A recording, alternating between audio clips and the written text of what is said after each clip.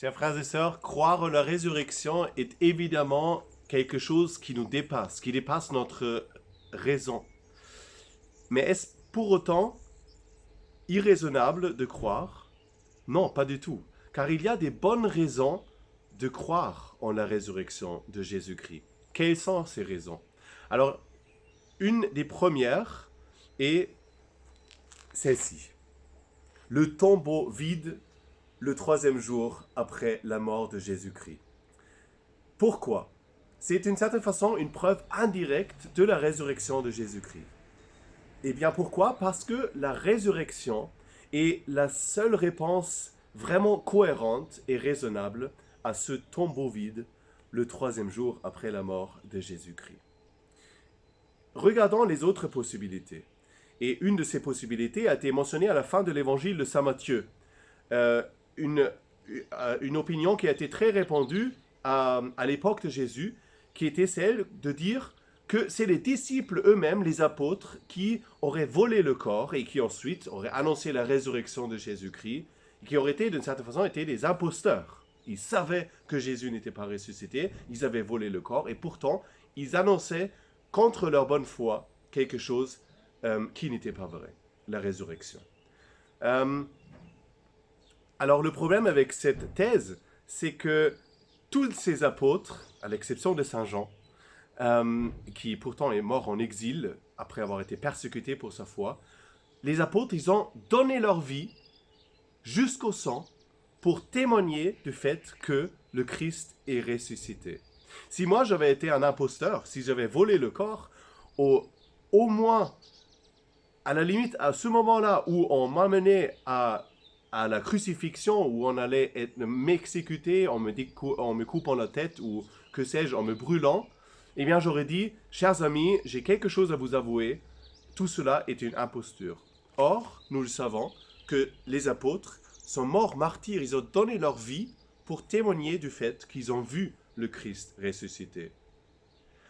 Alors, qu'ils soient des imposteurs, c'est assez improbable. Mais peut-être ont-ils vraiment été convaincus de cela, de ce qu'ils disaient?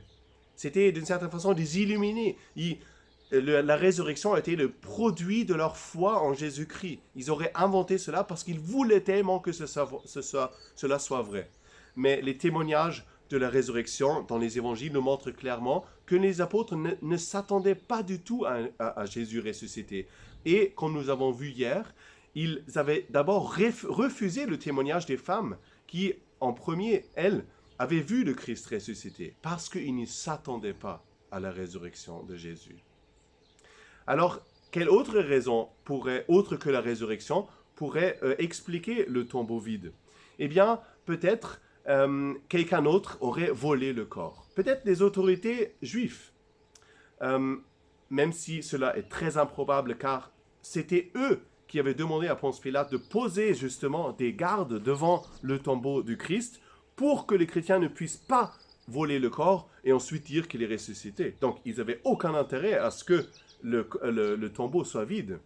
Et même s'ils l'avaient fait, au plus tard, au moment où les apôtres commencent à annoncer la résurrection du Christ, ils auraient produit le corps en disant « Regardez, là est le corps, le Christ n'est pas ressuscité. » Or, cela ne s'est pas jamais fait, malgré le fait que les apôtres annonçaient la résurrection.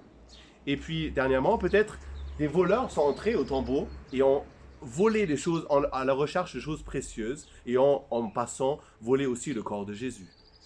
Le seul problème, c'est que les seules choses valables et précieuses dans ce tombeau ont été laissées au tombeau, à savoir les linges. Alors, chers amis, nous constatons donc que la résurrection et toutes les autres explications ne sont pas vraiment convaincantes. Et la seule explication convaincante, c'est celle de la foi qui dit que Jésus, le matin de Pâques, est sorti du tombeau ressuscité. Alors cela, évidemment, demande la foi, mais cette foi, elle s'appuie sur la cohérence de la raison. Il y a des raisons de croire en la résurrection. Demain, nous allons voir les deux autres raisons. À demain.